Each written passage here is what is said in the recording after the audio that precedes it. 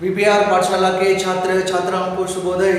10वीं कक्षा के छात्र छात्राएं हिंदी पाठ्य पुस्तक को लिए 10th class children open your Hindi text book.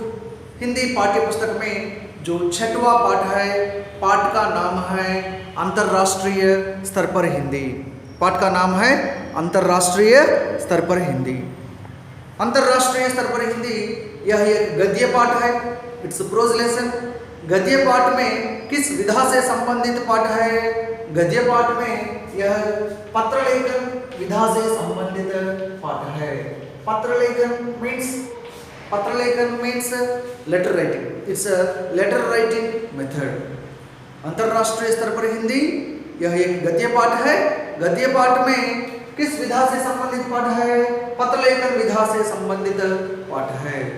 ठीक है छात्र छात्राएं, अंतर्राष्ट्रीय स्तर पर हिंदी पाठ का नाम है, इसका अर्थ क्या है? आपको मालूम है राष्ट्रीय, राष्ट्रीय का अर्थ क्या है? राष्ट्रीय मीन्स नेशनल, अंतर्राष्ट्रीय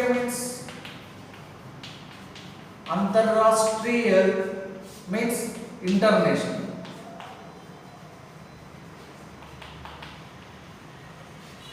राइट, नेशनल को तेलुगु में क्या कहते हैं? जातीयमु अनंत। अंतरराष्ट्रीय, इंटरनेशनल को तेलुगु में अंतर्जातीयमु अनंत। यहाँ अंतरराष्ट्रीय स्तर पर हिंदी, अंतर्जातीय स्थायिलो हिंदी है ना। अंग्रेजी में क्या कहते हैं? Hindi at international level. यहाँ अंतरराष्ट्रीय मीन्स इंटरनेशनल, स्तर मीन्स लेवल, पर मीन्स एट, या हिंदी लैंग्वेज। यहाँ देखिए पर, एक्चुअली पर आपको मालूम है यह है कारक चिन्ह में, आपको मालूम है पर अधिकरण कारक चिन्ह है, इसका अर्थ है ऑन। यहाँ पर आपको मालूम है यह है अधिकरण कारक चिन्ह के रूप में ऑन, ऊपर, लेकिन यहाँ पर का अर्थ है एट। सो आपके लिए एक उदाहरण है, आपकी माताजी कहाँ है? वेयर इज योर मदर అని అడిగినప్పుడు हिंदी में उसका उत्तर कैसे बता सकते हैं? माँ घर पर है, अम्मा इंటి దగ్గర ఉన్నది। माँ घर पर है అంటే అమ్మ ఇంటి దగ్గర ఉన్నది అని అర్థం, మదర్ ఎట్ హోమ్ అని అర్థం, అంతే తప్ప అమ్మ ఇంటి పైన ఉంది అని అర్థం కాదు। वहाँ पर का अर्थ है आपको एट के रूप में प्रयोग हुआ। उसी प्रकार यहाँ भी पर को आप ऑन के रूप में नहीं लेना चाहिए। ठीक है छात्र छात्राएं, राइट। अंतर्राष्ट्रीय स्तर पर हिंदी का अर्थ है हिंदी एट इंटरनेशनल लेवल। अंतर्जातीय స్థాయిలో హిందీకి ఉన్నటువంటి ఇంపార్టెన్స్ అని అర్థం। ठीक है छात्र छात्राएं, अंतर्राष्ट्रीय स्तर पर हिंदी गद्य पाठ में जो पत्र लेखन विधा से संबंधित पाठ में उन्मुखीकरण, देखिए उन्मुखीकरण इंट्रोडक्शन पाठ है पाठ्य पुस्तक में। देखिए उन्मुखीकरण, पशु पक्षियों की भी भाषा होती है, इसका मतलब वे एक दूसरे का आशय बखूबी समझ लेते हैं। यह बात तो है कि पशु पक्षियों की मनुष्यों जैसी सुविकसित भाषा नहीं होती, पर वे सीधी सादी आवाजों और क्रियाओं से अपने भाव व्यक्त कर सकते हैं। ये बड़ी आसानी से खुशी, भय, चेतावनी, आमंत्रण जैसी कई भावनाएं दर्शा सकते हैं। किसी पक्षी द्वारा किए गए संकेत अन्य पक्षी भी पहचान सकते हैं। ठीक है छात्र छात्राएं, पहला वाक्य देखिए, पशु पक्षियों की भी भाषा होती है। पशु पक्षियों की भी भाषा होती है, పశు పక్షులకు కూడా భాష అనేటువంటిది ఉంటుంది అని అర్థం। यहाँ पशु पक्षी व्याकरण की दृष्टि से किस प्रकार का समास है? समास का विग्रह वाक्य क्या है? देखिए पशु पक्षी, इसका विग्रह वाक्य है पशु और पक्षी, और योजक का प्रयोग हुआ है, इसलिए यह है द्वंद्व समास। ठीक है छात्र छात्राएं, पशु मीन्स एनिमल्स, पक्षी मीन्स यहाँ बर्ड्स। पशु पक्षियों की भी, पशु का बहुवचन क्या है? वचन के रूप में देखिए पशु का बहुवचन पशु भी है, एक वचन बहुवचन। पक्षी का बहुवचन क्या है? पक्षी का बहुवचन भी पक्षी ही है। ठीक है छात्र छात्राएं, यहाँ प्लूरल फॉर्म में बहुवचन के रूप में प्रयोग हुआ। देखिए पशु पक्षियों की भी भाषा होती है, पशु पक्षुలకు కూడా భాష ఉంటుంది। यहाँ भाषा देखिए, भाषा का बहुवचन क्या है? भाषा, भाषाएं। सो की किस प्रकार का कारक चिन्ह है? कि संबंध कारक चिन्ह है, संबंध कारक चिन्ह का, के, की। सो पशु पक्षियों की भी भाषा होती है। इसका मतलब मीन्स, मतलब मीन्स अर्थ। इसका अर्थ है कि, किसका अर्थ है? ఇక్కడ మొదటి వాక్యంలో చెప్పడం జరిగింది పశు పక్షులకు కూడా భాష ఉంటుంది అని। మరి పశు పక్షులకి మనలాగా చక్కటి భాష అనేటువంటిది ఉండదు, మరి వాటికంటూ భాష ఉంటుంది అని అంటే దాని యొక్క అర్థం ఏంటి? ఈ వాక్యంలో చెప్తున్నా। इसका मतलब, किसका मतलब? जो पशु पक्षियों की भी भाषा होती है అనగానే ఒక డౌట్ వస్తుంది కదా, పశు పక్షులకు కూడా భాష ఉంటుంది, లాంగ్వేజ్ ఉంటుంది అనే ఒక డౌట్ వస్తుంది కదా, దానికి కూడా క్లారిఫికేషన్ ఈ వాక్యంలో చెప్తూ ఉన్నారు। इसका मतलब है कि మరి ఆ వాక్యం యొక్క అర్థం ఏంటి అంటే वे एक दूसरे का आशय बखूबी समझ लेते हैं। वे माने कौन है? यहाँ वे माने पशु పక్షి, మరి యానిమల్స్ బర్డ్స్ ఏవైతే ఉన్నాయో వాటికంటూ భాష ఉంటుంది అంటే ఏ విధమైనటువంటి భాష? एक दूसरे का आशय बखूबी समझ लेते हैं। एक दूसरे माने क्या है? एक दूसरे माने टुगेदर, परस्परము, परस्परము।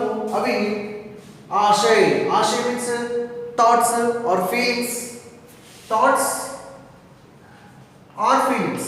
మరి ఒకరినొకరు పరస్పరము ఒకరి యొక్క ఆలోచనలు మరొకరు చాలా బాగా సమజ్ లేతే हैं। समझना मीन्स अंडरस्टैंड, అర్థం చేసుకోగలవు, అండర్స్టాండ్। ठीक है छात्र छात्राएं, పశు పక్షులకు కూడా భాష ఉంటుంది అని అంటే అవి మనలాగా చక్కటి భాషను మాట్లాడవు, కానీ అవి ఏ విధంగా वे एक दूसरे का आशय बखूबी समझ लेते हैं। बखूबी मीन्स मोर, मच, ఎక్కువగా, మరి ఒకరి భావాలను మరొకరు చక్కగా అర్థం చేసుకోగలవు। పశువులు కావచ్చు, పక్షులు కావచ్చు, అవి వాటి ఫీలింగ్స్ని ఒకరినొకరు పరస్పరము షేర్ చేసుకోగలవు అన్నమాట। సో यह बात तो है कि మరి क्या द मैटर इज पशु पक्षियों की मनुष्यों जैसी सुविकसित भाषा नहीं होती। మరి పశు పక్షులకు మనుషులలాగా, హ్యూమన్ బీయింగ్స్ లాగా వెల్ డెవలప్డ్ లాంగ్వేజ్ అనేటువంటిది లేదు। यहाँ देखिए सुविकसित, जो शब्द में सुविकसित, इस शब्द में उपसर्ग है और प्रत्यय भी है। उपसर्ग है सु और जो प्रत्यय है प्रत्यय इत। ठीक है छात्र छात्राएं, सो यहाँ पशु पक्षियों की मनुष्यों जैसी सुविकसित भाषा नहीं होती। మరి హ్యూమన్ బీయింగ్ లాంగ్వేజ్ అనేటువంటిది డే బై డే డెవలప్ అవుతూనే ఉంది, చక్కటి భాష అనేటువంటిది వస్తూనే ఉందన్నమాట। హ్యూమన్ బీయింగ్ లాంగ్వేజ్లో ఒక అభివృద్ధి, డెవలప్మెంట్ అనేటువంటిది ఉంది। We are doing conversation in high official language, మరి చక్కటి అఫీషియల్ లాంగ్వేజ్లో మనం మాట్లాడగలుగుతున్నాము, అంతగా మన భాష డెవలప్ అయింది।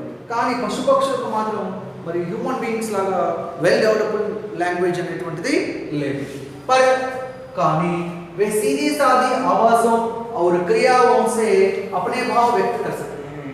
మరి హ్యూమన్ బీయింగ్స్ లాగా బర్డ్స్ కి, యానిమల్స్ కి వెల్ డెవలప్డ్ లాంగ్వేజ్ లేదు, కానీ అవి వాటి యొక్క భావాలను, వాటి యొక్క ఆలోచనలను ఏ విధంగా ఎక్స్ప్రెస్ చేస్తాయి? यहाँ देखिए वे सीधी सादी आवाज़ों, वे माने कौन है? पशु पक्षी, మరి యానిమల్స్ బర్డ్స్ ఏ విధంగా వ్యక్తపరుస్తాయి? सीधी सादी, सीधी सादी मीन्स साधारण, नेचुरल, So natural आवाजों, आवाजों means sounds. So natural sounds द्वारा यहाँ वचन देखिए आवाज एक वचन है, आवाजें जो अनुस्वार है स्त्रीलिंग शब्द। మరి नेचुरल साउंड्स द्वारा, आवाजों के द्वारा और क्रियाओं से। क्रिया माने आपको मालूम है ना, क्रिया माने वर्क्स, ఇక్కడ కదలికలు మూవింగ్స్। సో అవి వాటి యొక్క కదలికల ద్వారా से कर्णकारक चिन्ह है।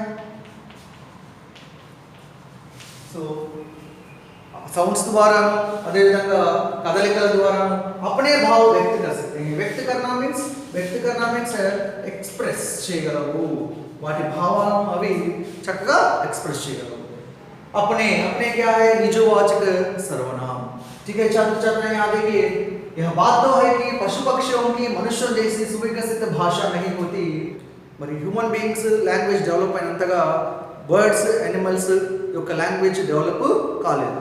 పర్ లేకిన్ కానీ ఈ పశువులు పక్షులు అనేటువంటివి వాటి భావాలను ఏ విధంగా వ్యక్తపరచగలవు, ఏ విధంగా ఎక్స్ప్రెస్ చేయగలవు అని అంటే వాటి యొక్క సౌండ్స్ ద్వారా, అదేవిధంగా క్రియ వర్క్స్ ద్వారా, కదలికల ద్వారా వాటి భావాలను అవి వ్యక్తపరుస్తూ ఉంటాయి।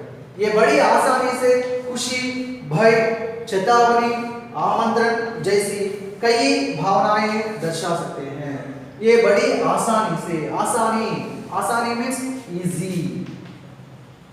आसानी का विलोम शब्द क्या है?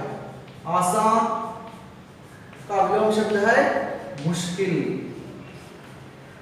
ओके, आसान का विलोम शब्द है मुश्किल। मुश्किल मीन्स डिफिकल्ट। మరి ఎంతో తేలికగా బడి ఆసాని సే, ఏ మానే పశు పక్షి, మరి పశువులు పక్షులు చాలా తేలికగా खुशी मीन्स हैप्पीनेस।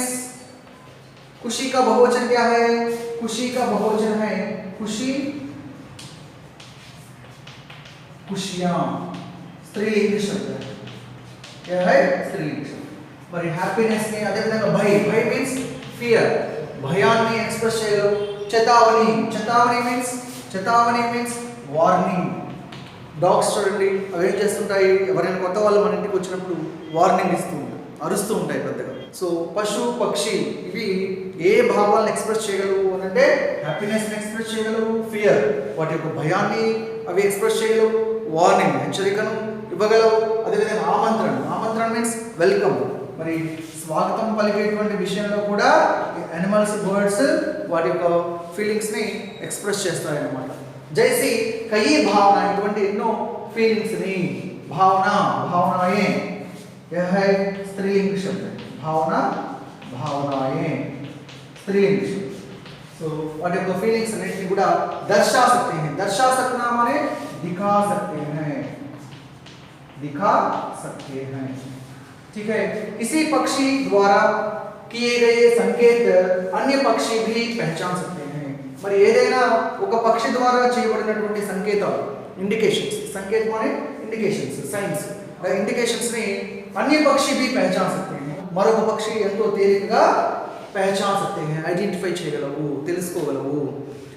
మీన్స్ వాటి యొక్క భాష అనేటువంటిది ఏంటి, అవి వాటి యొక్క ఫీలింగ్స్ ని కదలికల ద్వారాను అదేవిధంగా సౌండ్స్ ద్వారాను ఎక్స్ప్రెస్ చేస్తాయి। అలా ఎక్స్ప్రెస్ చేసినప్పుడు వాటి యొక్క సౌండ్స్ని కావచ్చు, అదేవిధంగా మూవింగ్స్ కదలికలు కావచ్చు, మరొక పక్షి ఎంతో తేలికగా వాటిని ఐడెంటిఫై చేస్తాయి, అంటే తెలుసుకోగలుగుతాయని అర్థం। ठीक है छात्र छात्राएं, फिर से देखिए पशु पक्षियों की भी भाषा होती है। మరి యానిమల్స్ బర్డ్స్ కూడా లాంగ్వేజ్ ఉంటుంది। మరి యానిమల్స్ కి బర్డ్స్ కి లాంగ్వేజ్ ఉంటుంది అంటే దాని యొక్క అర్థం ఏంటి? इसका मतलब మరి దాని యొక్క అర్థం ఏంటంటే वे एक दूसरे का आशय बखूबी समझ लेते हैं। అవి పరస్పరం టుగెదర్ ఒకరి యొక్క భావాలను మరొకరు చక్కగా అర్థం చేసుకోగలవు। यह बात तो है कि पशु पक्षियों की मनुष्यों जैसी सुविकसित भाषा नहीं होती। మరి మ్యాటర్ ఇస్ దట్, విషయం ఏంటంటే పశు పక్షులకు మనుషులలాగా, హ్యూమన్ బీయింగ్స్ లాగా వెల్ డెవలప్డ్ లాంగ్వేజ్ అనేటువంటిది వాటికి లేవు। పర్ వే సీधी सादी ఆవాజం, కానీ ఈ పశువులు పక్షులు నేచురల్ సౌండ్స్ ద్వారాను అదేవిధంగా మూవింగ్స్ కదలికల ద్వారాను అప్నే భావ వ్యక్త कर सकते हैं। వాటి యొక్క ఫీలింగ్స్ అవి వ్యక్తపరచగలవు। They can express by movings and sounds. ये बड़ी आसानी से खुशी, भय, चेतावनी, आमंत्रण जैसी कई भावनाएं दर्शा सकते हैं. एनिमल्स, बर्ड्स చాలా ఈజీగా ఏ భావాలను ఎక్స్ప్రెస్ చేయగలవు. Happiness, fear and then warning and then welcome, ఇటువంటి భావాలన్నింటినీ కూడా ఎంతో తేలికగా చూపించగలవు అన్నమాట. दर्शा सकना माने दिखा सकते हैं.